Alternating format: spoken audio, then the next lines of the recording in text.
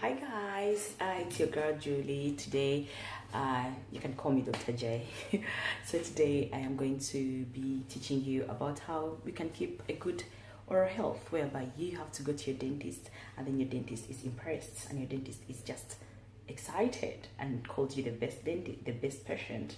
So first things first, I'll show you some of the things that we need to use to help you have that good oral health.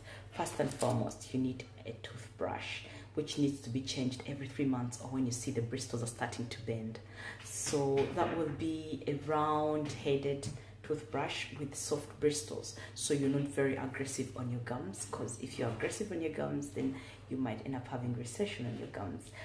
So, and then also you need to also have fluoridated toothpaste. It doesn't matter which is comfortable with you. What do you prefer? Some people prefer Colgate, Sensodyne, or anything like that. Whatever you like to use it, but make sure it's fluoridated, because that fluoride is very important for your teeth. I'll come to that next time. And then make sure you also have a floss and a tippy brush. Usually the interdental brushes, which are the tiny brushes, if you can see there, you can get them when they're the same as the floss. So this time the floss is just something like a bowl. So that is, all this should come handy if you're working, if you're doing anything, maybe you're in school, this should be in your bag all the time. So first and foremost, I'll start with the brushing. You have to use the right technique in brushing. Always try to time yourself at least 2 minutes, and then try to brush at least twice a day. So 2 minutes, 2 times a day. I think that works. Okay, and another thing, always try to floss. At least if your teeth are very close to each other, always try to floss every after meal. If your teeth are okay, they're spaced, try to floss at least before bed, because at night is when the bacteria are very active. At night, there is no disturbance of drinking water, no talking, so the bacteria are comfortably feeding on that food that you have left in the middle of your teeth. Hence, they will produce acids as a byproduct, because when you eat, of course, you have to produce something out. So the byproduct is the acid. You either burn your gums and then you end up having pockets, or burn your teeth and then you end up having decay. So you have to be very, very careful. When you're going to bed, make sure you floss. And this is the magic. Make sure you floss with it's a simple. I'll show you in another video. And then, or you use the tippy brushes, especially for the back teeth, whereby you cannot be able to brush them. I was so impressed by when I saw the tippy brushes that can come handy with the brush. So you guys look out for that. It comes with tippy brush and the floss together. This is very good. It is called Complete Clean. It's Dentic. Yeah, look for it. And the floss is meat. It has meat in it.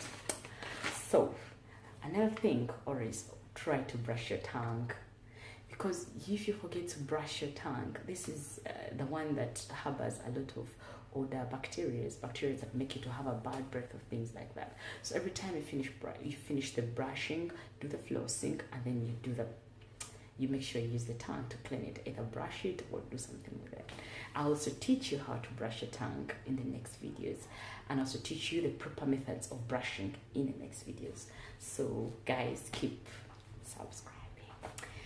Next and foremost, always try to choose your beverages wisely. For example, try to avoid very acidic drinks like orange juice, vinegar, apple juice. If you're having orange juice or anything like that, try to use a straw, so you don't have to directly take it through near your teeth, because what happens, it tends to wash away your enamel, and then you end up having either recession, attrition, erosion, which is wearing off your enamel, and then you end up having sensitive teeth, or you end up feeling like maybe you see your teeth are more translucent.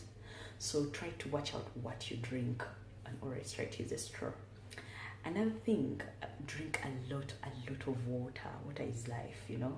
Water will help you moisturize your mouth and also moisturize your body. So if your mouth is well moisturized, you have less chances of blistering, maybe having sore mouth or things like that. All those things will be avoided if your mouth is well moistured, okay?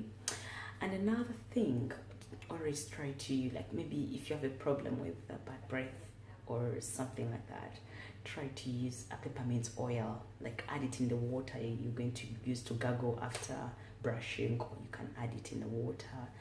Anything, it will help a lot. Peppermint oil is a tick. Or you can always have the chewing gum, which is peppermint but doesn't have sugars in it. Try to look out for that. It's like all brands are trying to bring out free sugar chewing gum. That will also help. And last but not least, always try to visit your dentist every 6 months. You should be in that chair every 6 months. Because what happens is, it's always better to find the problem before it becomes worse. You're not an expert. You will not know that now my caries is starting.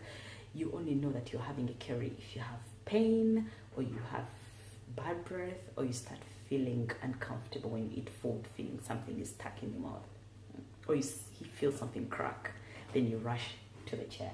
No. Try to come in every 6 months so the dentist can see if there is a problem starting, so they can handle it before it becomes worse.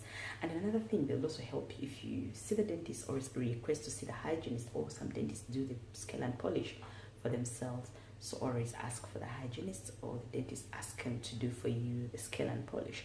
That is, they use the scaler to clean in between your teeth. I could show you the scaler, right?